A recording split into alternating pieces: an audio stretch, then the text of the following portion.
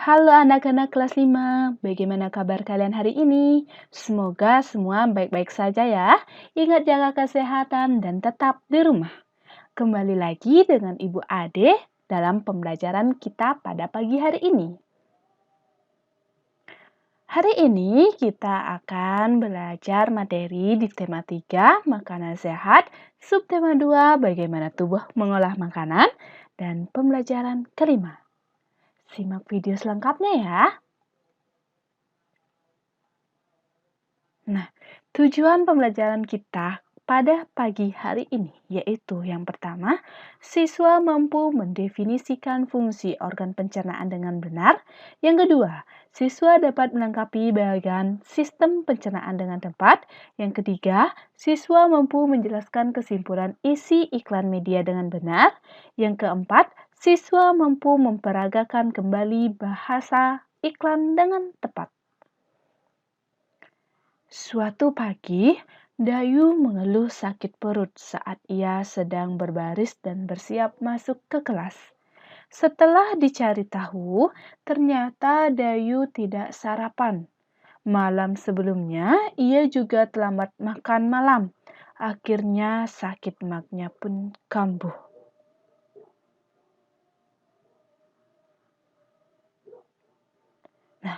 Banyak orang berpikir bahwa penyakit mag hanya bisa diderita oleh orang dewasa. Ternyata anak-anak pun bisa terkena mag. Apa penyebabnya? Apakah gejala mag yang dialami anak-anak sama dengan yang dialami orang dewasa? Pada anak-anak yang mudah memproduksi gas pada lambungnya, memiliki pantangan makanan. Misalnya, tidak boleh makan pedas dan asam. Mereka harus banyak makan sayur dan buah, serta tidak boleh terlalu banyak makan mie instan. Oleh sebab itu, anak-anak perlu terus diingatkan untuk selalu menjaga apa yang mereka makan. Fungsi alat pencernaan kita adalah untuk memproses pemecahan makanan menjadi sari-sari makanan sehingga dapat digunakan oleh tubuh. Untuk mencerna makanan diperlukan organ pencernaan. Bahan makanan yang kita makan tidak langsung diserap oleh sel-sel tubuh. Sebelum diserap, bahan makanan harus dicerna melalui proses pencernaan. Lalu, apa itu sistem pencernaan?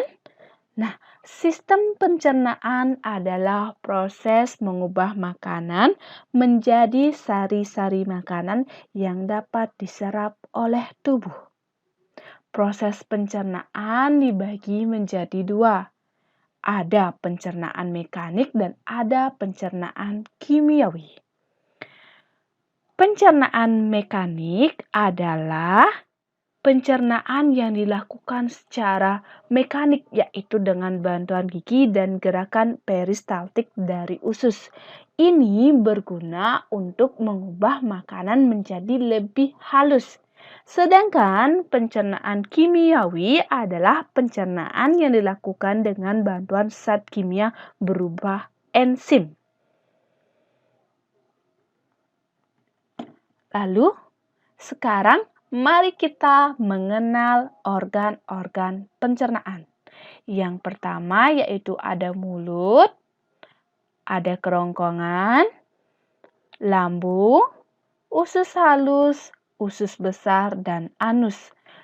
Fungsi dari organ-organ pencernaan ini akan kita bahas pada slide berikutnya ya. Nah, apa fungsi mulut? Organ pencernaan yang pertama bertugas dalam proses pencernaan makanan itu adalah mulut. Mulut berfungsi untuk menghancurkan makanan sehingga ukurannya cukup lebih kecil untuk dapat ditelan ke dalam perut. Alat-alat pencernaan di mulut adalah yaitu gigi, lidah, dan kelenjar ludah atau air liur. Fungsi dari mulut juga terjadinya proses pencernaan makanan secara mekanik dan kimiawi. Nah, apa sih fungsi dari organ pencernaan kerongkongan? Kerongkongan berfungsi sebagai saluran untuk memindahkan makanan dari mulut ke lambung. Kerongkongan dapat melakukan peristaltik, yaitu gerakan meremas untuk mendorong makanan sedikit demi sedikit ke dalam lambung. Selanjutnya, apa fungsi lambung? Nah, enzim pepsin pada lambung berfungsi dalam mengubah molekul protein menjadi potongan-potongan protein atau pepton sehingga bisa diserap oleh sel-sel tubuh. Dinding pada lambung menghasilkan asam klorida atau HCl yang berfungsi untuk membunuh mikroorganisme dalam makanan. Usus halus berfungsi menyerap sari-sari makanan, terdiri atas usus 12 jari atau duodenum, usus kosong atau jejunum, dan usus penyerapan atau ileum. Nah, usus besar mempunyai fungsi untuk mengabsorpsi air dan mineral, tempat pembentukan vitamin K dengan bantuan bakteri Escherichia coli, serta melakukan gerak peristaltik untuk mendorong tinja menuju anus. Nah, itulah fungsi organ-organ pencernaan. Lalu, selanjutnya kita akan membahas mengenai iklan media cetak.